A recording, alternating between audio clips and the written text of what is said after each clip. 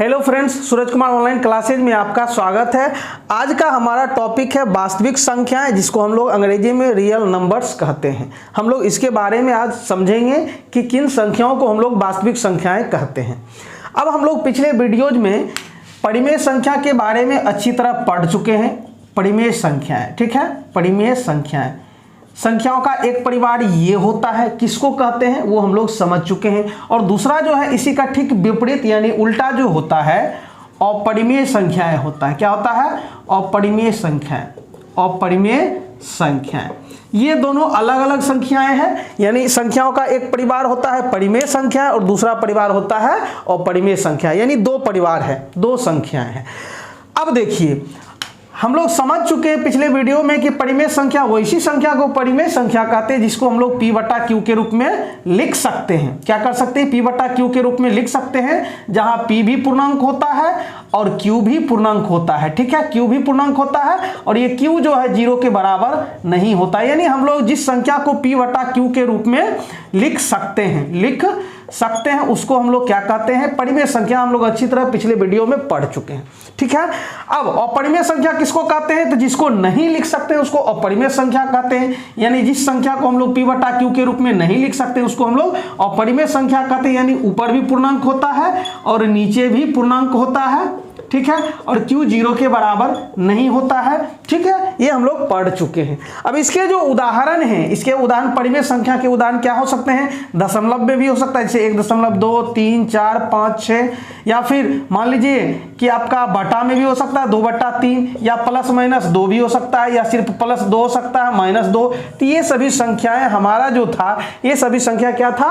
परिमेय संख्याएं था, हम लोग पढ़ चुके हैं। ठीक है, और दूसरा जो था अपरिमेय संख्याएं, मतलब जिसको हम लोग P बटा Q के रूप में नहीं लिख सकते, और इसमें जो उदाहरण होते थे जनरली रूट के अंदर वाली संख्याएं होती थी। ठीक है, जैसे √5, √7, √3, √2, मान लीजिए कि 11, ये सभी संख्याएं हमारी क्या है? अपरिमेय संख्याएं। ठीक है, तो हम लोग इसके बारे में डिटेल से पढ़ चुके हैं। हर एक टॉपिक के लिए हम लोग एक एक वीडियो देखे हैं। ठीक है, अब देखिए, एक परिवार हमारा है परिमेय संख्याओं का परिवार और दूसरा हमारा है अपरिमेय संख्याओं का परिवार। अब क्या करते हैं हम कि इसको और इसको यानी दोनों परिवार को हम एक परिवार बना लेते हैं, मतलब दोनों को एक साथ मिला लेते हैं।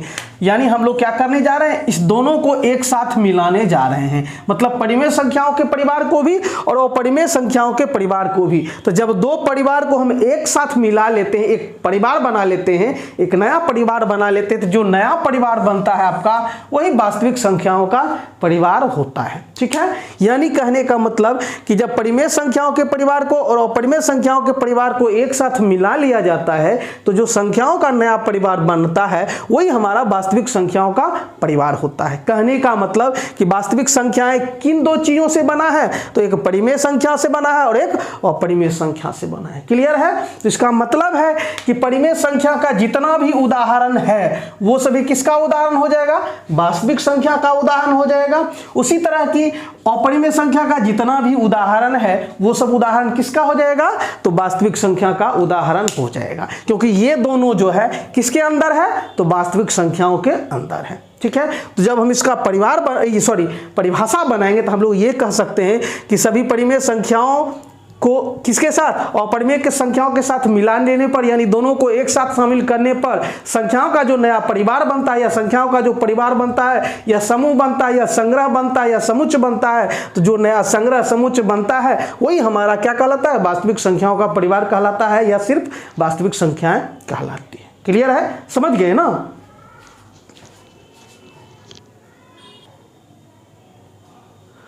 तो हम लोग परिभाषा को ये दो तरीके से बता सकते हैं, रटना नहीं है। क्या है? हम लोग देख चुके हैं कि परिमेय संख्या और अपरिमेय संख्या जब दोनों को एक साथ मिला लेते हैं तो जो संख्याओं का नया परिवार बनता है वो वास्तविक संख्याओं का परिवार होता है। यानी ये वास्तविक संख्या जो दो चीजों से बना है, एक परिमेय संख्या से और एक अपरिमेय संख्या से। ठीक है, कहने का मतलब हुआ कि वास्तविक संख्याएं जो हैं ये हमारा दो चीजों से बना है, एक परिमेय संख्या से और दूसरा हमारा किससे? तो अपरिमेय संख्याओं से। अपरिमेय संख्या से बना है।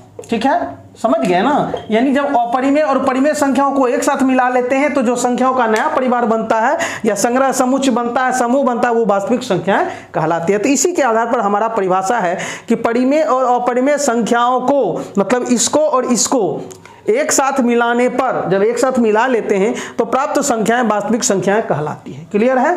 यानी अंग्रेजी में इसको कहते हैं रियल नंबर्स, या इसी को हम दूसरे तरीके से भी कह सकते हैं कि सभी परिमेय और अपरिमेय संख्याओं के संग्रह। संग्रह का मतलब हुआ समूह कहें, समुच्चय कहें या परिवार कहें, जो कहें। तो सभी परिमेय और अपरिमेय संख्याओं के संग्रह को वास्तविक संख्याओं का संग्रह यानी समुच्चय कहा जाता है। जो नया परिवार बनता है वो हमारा क्या कहलाता है, किसका परिवार कहलाता है, तो वास्तविक संख्याओं का परिवार कहलाता है। और भी हम लोग एक दो पॉइंट इस पर आधारित देखते हैं।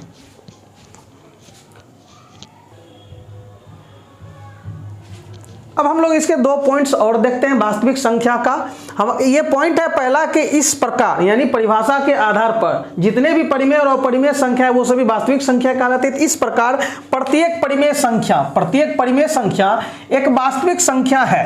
प्रत्येक परिमेय संख्या यानी आप देख रहे हैं कि वास्तविक संख्या किन दो चीजों से बना है, एक परिमेय संख्या से और एक अपरिमेय संख्या से बना है। ठीक है, क्योंकि ये जो वास्तविक संख्या है इसमें कौन कौन है, परिमेय संख्या और अपरिमेय संख्या।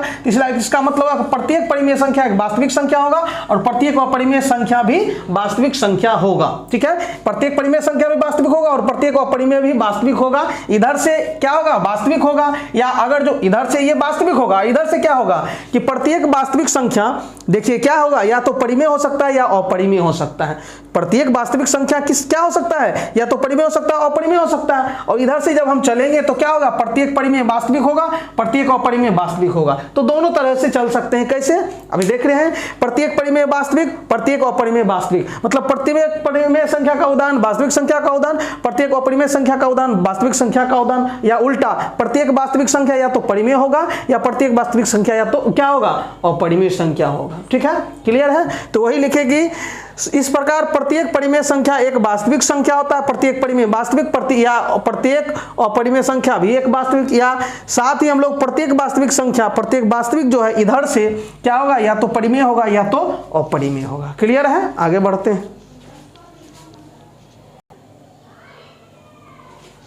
अब हम लोग जितने भी वास्तविक संख्याएं हैं अगर उसको एक साथ हम सूचित करना चाहेंगे, एक साथ बताना चाहेंगे, तो हम लोग उसको आर से सूचित करेंगे, यानी बड़ी अक्षर आर से सूचित करेंगे। ठीक है, आर से क्यों, क्योंकि हम लोग जानते हैं कि रियल नंबर्स का मतलब होता है वास्तविक संख्याएं। क्या होता है, वास्तविक संख्याएं। क्या होता है, वास्तविक संख्याएं। और हम लोग किसको पढ़ रहे हैं, वास्तविक संख्याओं को पढ़ रहे हैं, इसलिए हम लोग क्या करेंगे, रियल का पहला अक्षर आर लेंगे। तो कहने का मतलब सभी वास्तविक संख्याओं के संग्रह यानी समुच्चय या समूह को हम लोग आर से सूचित करते हैं। क्या क्या किससे सूचित करते हैं, आर से सूचित करते हैं। जैसे हम लोग प्राकृतिक संख्याओं के समूह को किससे, एन से, पूर्ण संख्याओं के समूह को W से, ये सब हम लोग पढ़ चुके हैं। ठीक उसी प्रकार सभी वास्तविक संख्याओं के समूह को हम लोग क्या करेंगे, R से सूचित करेंगे। यानी R का मतलब जो होगा वो होगा सभी वास्तविक संख्याओं का समुच्चय, यानी सभी वास्तविक संख्याओं का मतलब वास्तविक संख्याओं का समुच्चय मतलब परिमेय संख्याओं का समुच्चय और अपरिमेय संख्याओं का समुच्चय, ये होता है। ठीक है, तो आज के वीडियो में हम लोगों ने वास्तविक संख्याओं के बारे में अच्छी तरह समझा। अगर आपको कोई प्रॉब्लम हो तो आप लोग कमेंट कर सकते हैं। ठीक है, धन्यवाद।